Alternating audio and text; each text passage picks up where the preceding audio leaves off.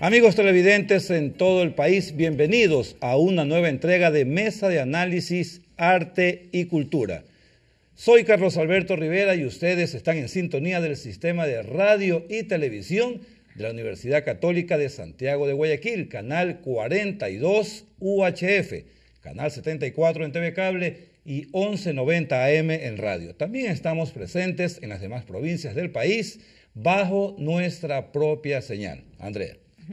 En el programa de hoy hablaremos sobre la hemofilia, qué tratamientos existen para esta enfermedad, cómo la adquirimos, entre otras dudas que despejaremos a lo largo de este programa.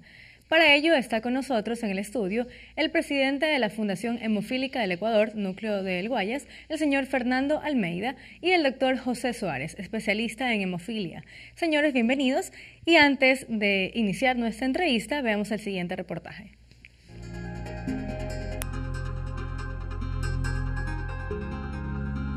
Los golpes leves o fuertes que en ocasiones podemos recibir, ya sea por un tropiezo o descuido, hacen que se produzcan hematomas, que para la mayoría de personas no es complicado desvanecer. Sin embargo, hay quienes reaccionan diferente, debido a la poca producción de plaquetas, que son las que ayudan a la coagulación sanguínea. A la falta de estas, el mínimo golpe provoca hemorragias internas o externas, que deben ser controladas inmediatamente. Estamos hablando de la hemofilia. ¿Cómo se desarrolla? La hemofilia no es enfermedad como decir del riñón, del hígado, del cerebro. No. El hemofílico puede sangrar en cualquier parte del cuerpo, siendo mucho más frecuente a nivel de ¿qué? Articulaciones. Pero nos puede sangrar el cerebro, que pone en peligro la vida, puede sangrar los riñones, puede sangrar el tubo digestivo, puede sangrar la lengua, el cuello, los músculos, etc. Son los hijos varones quienes generalmente padecen de esta enfermedad, que es transmitida a través de la madre, que posee el gen de la hemofilia en su cromosoma X y lo transmite a su hijo en el momento del parto. Existen diversos tratamientos para este tipo de enfermedad. Pacientes con hemofilia A reciben el factor 8 de la coagulación y pacientes con hemofilia B reciben el factor 9 de la coagulación. Ese es el tratamiento ideal, la terapia de reemplazo. Existiendo también medicamentos o terapias alternativas, como es el uso de los antifibrinolíticos, como es el ácido tranexámico, como es el ácido epsilon aminocaproico o como es la desmopresina.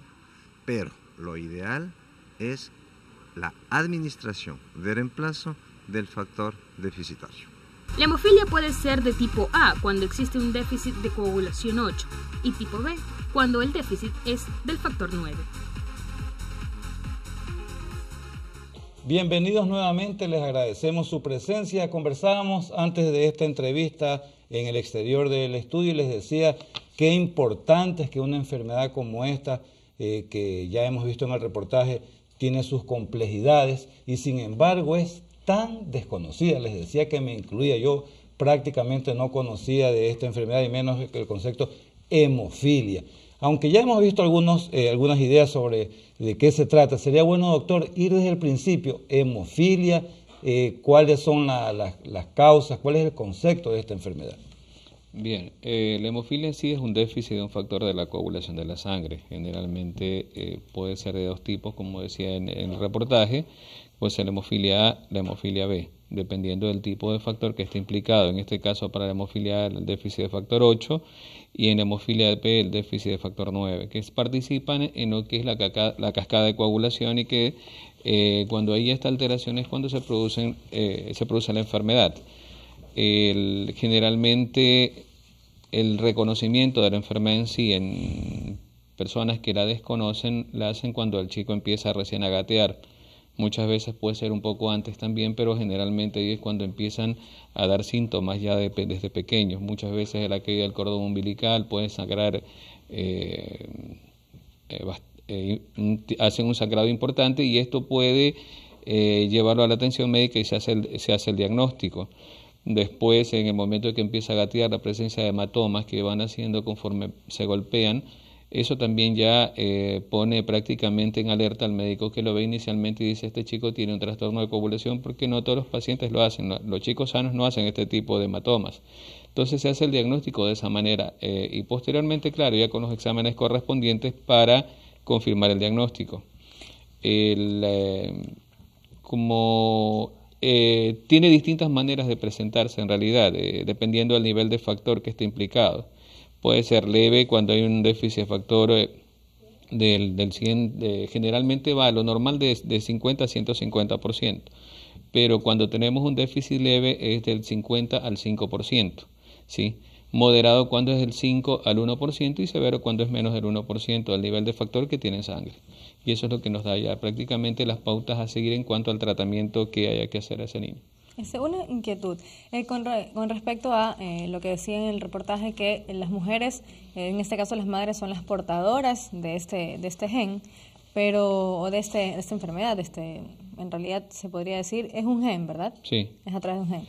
Entonces, ¿por qué solamente los hombres son los que sufren la enfermedad y las mujeres en realidad no lo sufren? ¿O sí, por lo general?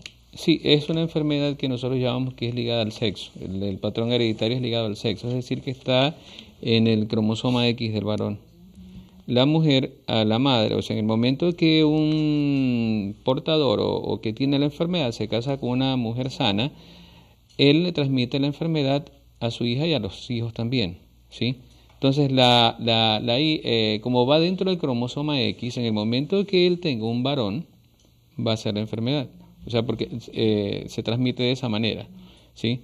Y la mujer, la hija que va a tener, va a ser portadora.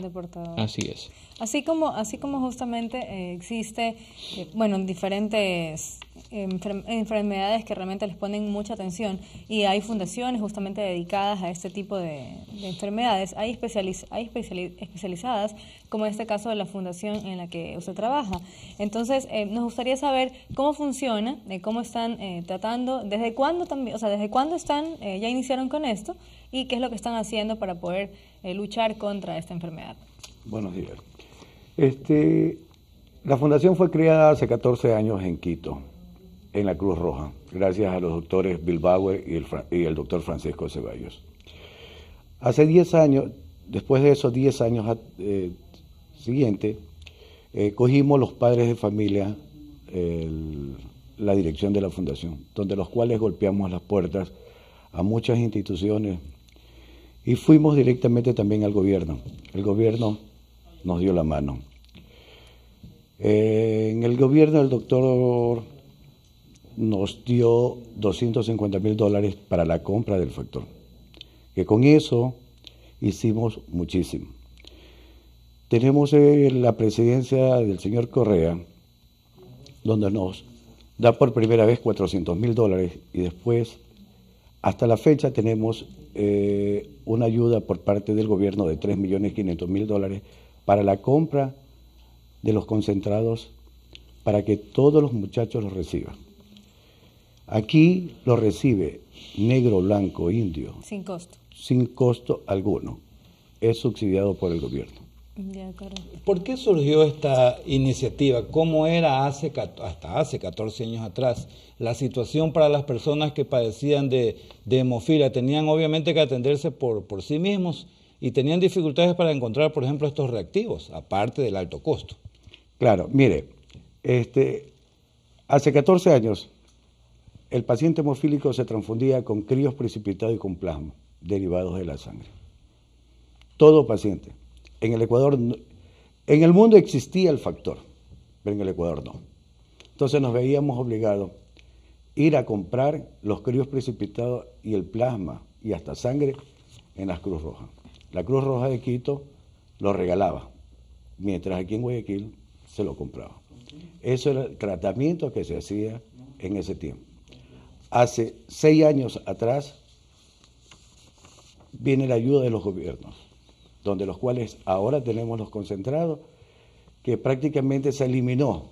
Y una mente positiva, no queremos utilizar crioprecipitados ni plasma. Comenzando, utilizando hemoderivados de la sangre tenemos posiblemente un HIV, hepatitis C, que son mortales, y algunas enfermedades más que traen los hemoderivados. Gracias a los concentrados son 100% seguros, con ninguna contaminación. Y es mucho más eficaz que utilizar críos precipitados. El señor Suárez, Almeida decía antes de la entrevista, yo voy a hablar solamente sobre la fundación, pero ya está hablando como todo un médico, inclusive ya abordó temas de tratamiento que lo vamos a tratar más adelante. Doctor, una proteína, la deficiencia de una proteína es la causante entonces de esta falta de coagulación de la sangre. Sí, en realidad es un trastorno de un gen, el gen productor del factor 8, ¿sí? Que es el que se altera por una causa no determinada. De hecho, hay pacientes que no tienen un rasgo hereditario, sino que hacen lo que nosotros llamamos una mutación espontánea del gen y que lo vemos con bastante frecuencia en el hospital, en donde llega un paciente que hace un trastorno hace esta enfermedad en realidad y que no encontramos una causa o diríamos alguien que la haya transmitido. Entonces, de alguna manera, en algún momento dado, se produce una alteración del gen y se produce la enfermedad en un chico pequeño. Sí, en los grandes no hemos visto, pero generalmente ya hay antecedentes en la familia. Pero hemos tenido casos de chicos pequeños que han hecho la enfermedad y que no tienen ningún antecedente en la familia. Entonces nosotros lo asociamos y está reportado en la literatura como casos de mutación espontánea del gen. ¿Sí? Que por alguna causa, podría ser una cuestión de tipo viral probablemente, pudo haber causado este desarreglo a nivel del gen y se produce la enfermedad. 1 de cada 5.000 chicos nacen con este trastorno. Es algo que es realmente poco común, ¿verdad? Pero que también puede afectar directamente a cualquier raza, sea una persona blanca, sí, sea negra. Sí. No tiene predilección. Claro, pero en este caso, ¿esta cantidad va en aumento? ¿Se mantiene o es una...? Lo que pasa es que quizás como ya hay más difusión de la enfermedad, ya hay más gente que se acerca a averiguar si es o no la enfermedad y se hace el diagnóstico. Hemos visto pacientes en donde la mamá escuchó por ahí que le dijeron que eso no era normal, que el hijo había hematomas y lo trae, y resulta que en la familia hay toda una familia de sangradores que han fallecido por hemorragias y que nunca se hicieron el diagnóstico, ¿sí? Entonces puede ser que se esté convirtiendo en algo más común, o sea, no quizás tan porque... desconocido como en este caso Carlos Alberto decía, absolutamente no conocía sobre esto y puede ser que suceda así, ¿no? Que la gente realmente desconozca que tiene la enfermedad. Así es. También podría darse el caso de que no se estén registrando todos los casos, y eso usted como presidente de la Fundación, en el caso Núcleo del Guayas, ¿qué hacen o cómo se enteran de la existencia de nuevos casos de hemofilia para asistirlos también oportunamente? Nosotros estamos trabajando, en la Fundación nosotros llevamos un registro. Cada persona que se va a afiliar sabemos hasta la dirección, teléfono, datos personales de la persona que se está afiliando. Y asimismo ha habido medios de comunicaciones que nos han ayudado a difundir la enfermedad. Hay muchísimas personas que desconocen la enfermedad, especialmente la gente que vive lejos y que vive adentro del campo. En la parte de los ríos hay muchísimas personas que desconocen. Van donde un curandero y le dice, sóbeme, y es un mal que le están haciendo. Entonces nosotros recogemos esa información, entregamos esta información al Ministerio de Salud Pública, de que año a año se va incrementando más los pacientes, donde los cuales la parte del Ministerio Público pasa los presupuestos anuales, donde indica que pueden seguir subiendo el incremento, la ayuda para los pacientes hemofílicos. Generalmente quienes lideran una fundación son personas que sufren las consecuencias de esa enfermedad, de ese problema, o tienen un hijo y eso les da la energía, la fuerza, el deseo de luchar para liderar esa fundación. ¿Cuál es su caso? Tengo un hijo hemofílico de factor 9, hemofilia B, donde los cuales hace 19 años que mi hijo se descubrió la enfermedad. Como le dije, la fundación fue creada en Quito. Hace 10 años que los padres de familia cogieron el mando de la fundación. Aquí en Guayaquil la tenemos hace 9 años, donde los cuales por primera vez se conformó el núcleo solamente con 3 personas.